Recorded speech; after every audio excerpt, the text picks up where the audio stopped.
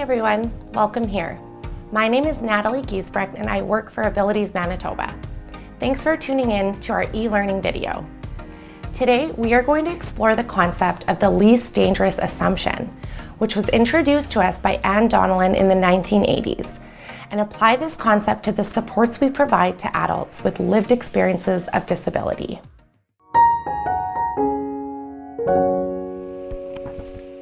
To begin, I want to provide the definition of what an assumption is.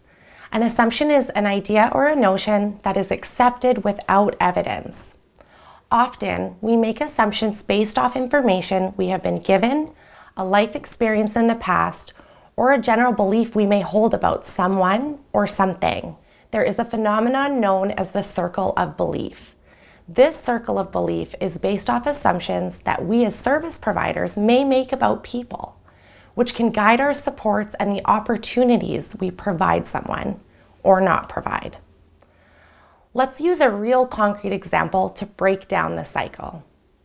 We believe a person cannot cook, so no one supports them to cook. The person may fail when given the chance or the opportunity to cook, and therefore, that assumption is reinforced.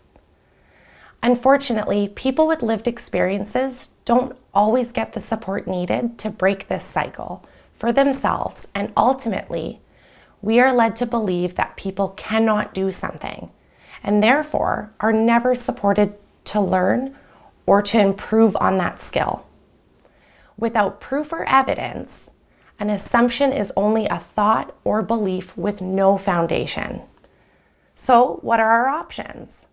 Well, we need to work off the belief or assumption that people can. We need to interrupt the cycle, which puts people into a position of limited skills and capabilities. Anne stated that there are two general assumptions to consider, and we need to choose the least dangerous assumption, which would put people into a position being capable to build skills, being capable to grow, and being capable to learn from mistakes. And so what do I mean by least dangerous between the two general assumptions? Let me explain. Let's explore the concept of a growth mindset versus a fixed mindset and apply the notion of the least dangerous assumption.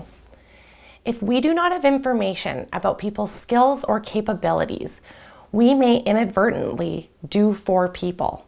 We may assume that people cannot do something and have no expectations of the person, out of the belief that people cannot learn or grow, or whatever it is they are working towards is so far out of reach. This is a fixed mindset. People are bound to their current skill set with no room for improvement.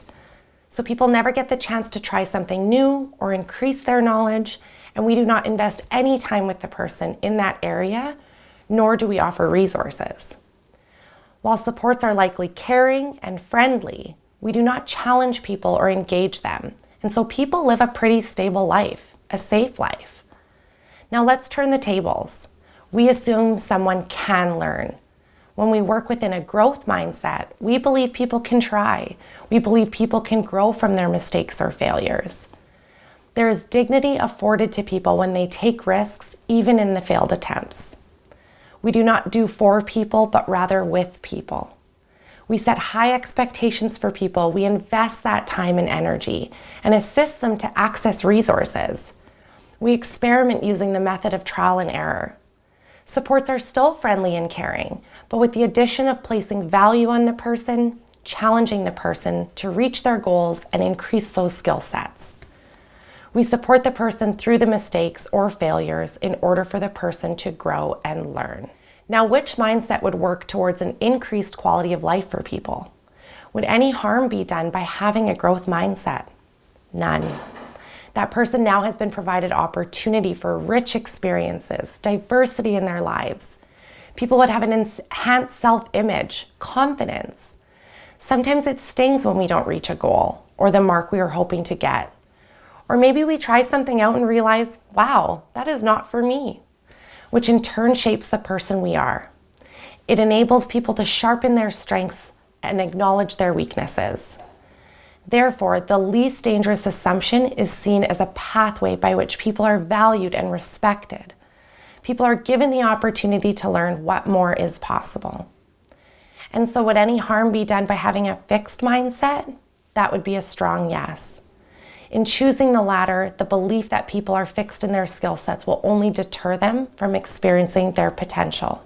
The journey of learning is lifelong.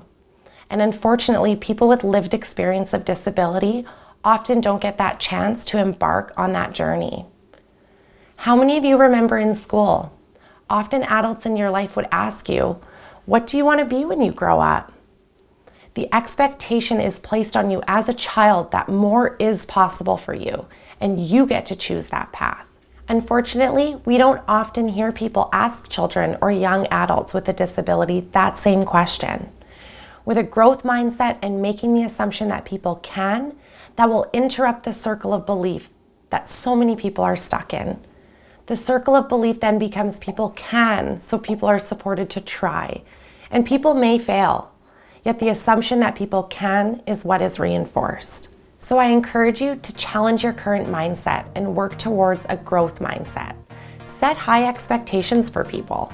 Push for change of our current systemic barriers that people with lived experiences encounter daily when exploring the path of lifelong learning, secondary education, or even enhancing their daily skills and abilities. Believe that people can and want to learn, and you will ultimately be a part of seeing firsthand someone becoming the best version of themselves. And that concludes our e-learning video on the concept of the least dangerous assumption. Thank you for joining, and see you next time.